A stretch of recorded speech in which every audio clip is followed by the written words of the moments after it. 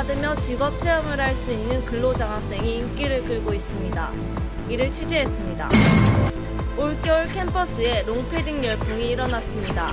이를 취재했습니다. 열람실 개편안이 발표되면서 도서관 변화안에 대한 설명회가 개최됐습니다. 현장에 다녀왔습니다. 학우 여러분 안녕하십니까? 3월 둘째 주 KUTV 뉴스입니다. 저희는 2017년도 봄학기 앵커를 맡게 된 이화민, 박진우입니다. 저희 KUTV는 학내 유일 자체 언론 방송국으로 학내외의 다양한 소식을 학우 여러분께 보다 신속하고 정확하게 보도드릴 것을 약속드립니다. 최근 꾸준히 증가하고 있는 근로장학생 제도, 본교 근로장학생 제도에 대해 김효주 기자가 취재했습니다. 최근 들어 안정적인 학업 여건 조성과 취업 능력 향상을 위한 장학금 제도인 근로장학생 제도가 많은 학생들의 관심을 끌고 있습니다.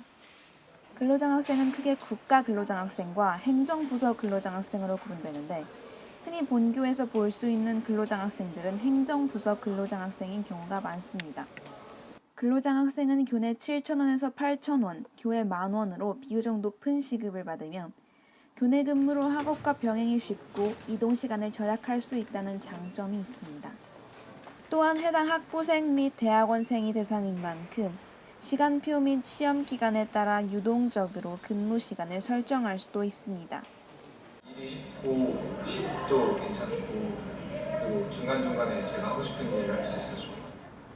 대학 역시 근로장학금을 통해 교육부 대학 평가 지표의 장학금 지급률을 올릴 수 있어 해당 제도를 장려하는 추세입니다.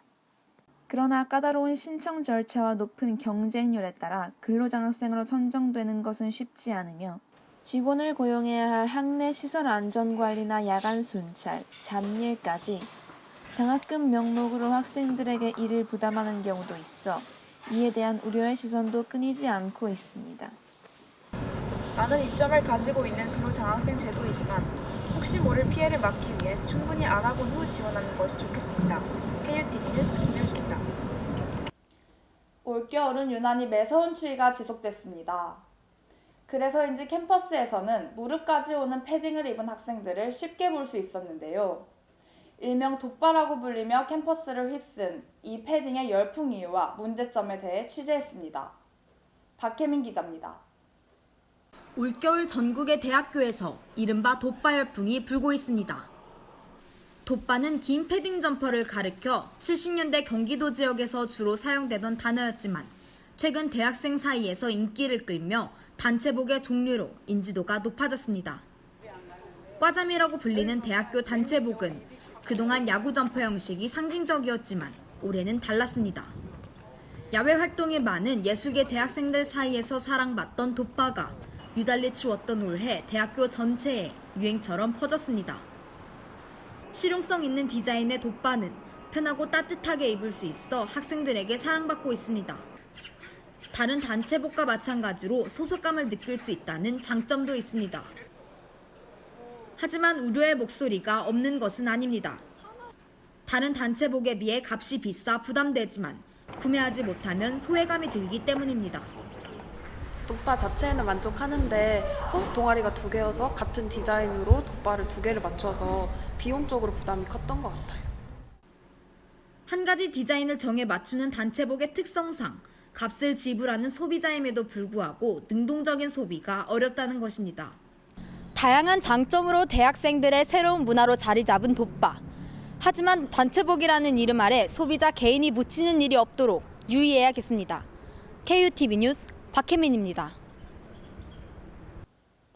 중앙광장 지하 열람실은 학생들이 가장 많이 이용하는 열람실 중 하나입니다.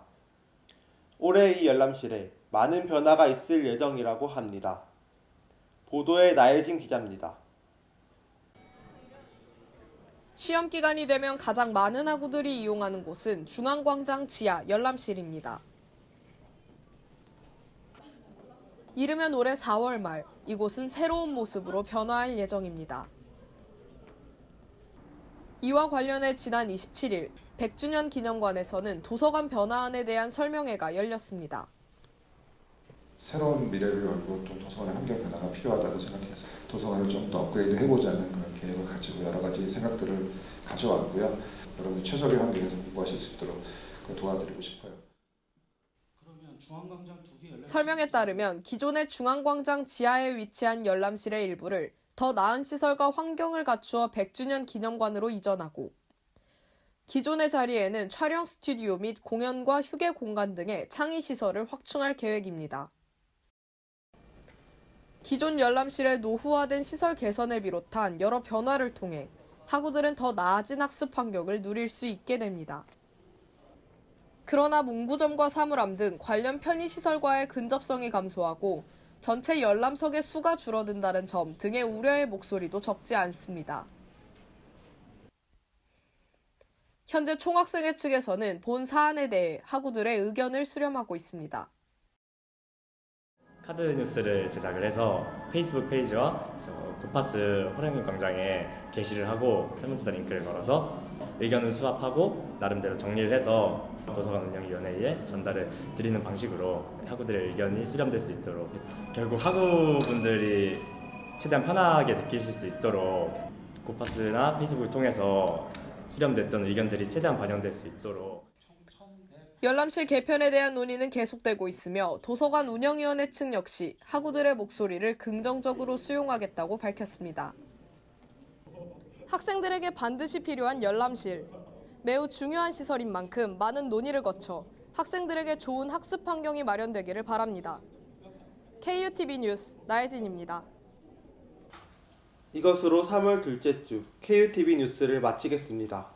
시청해주신 학우 여러분 감사합니다.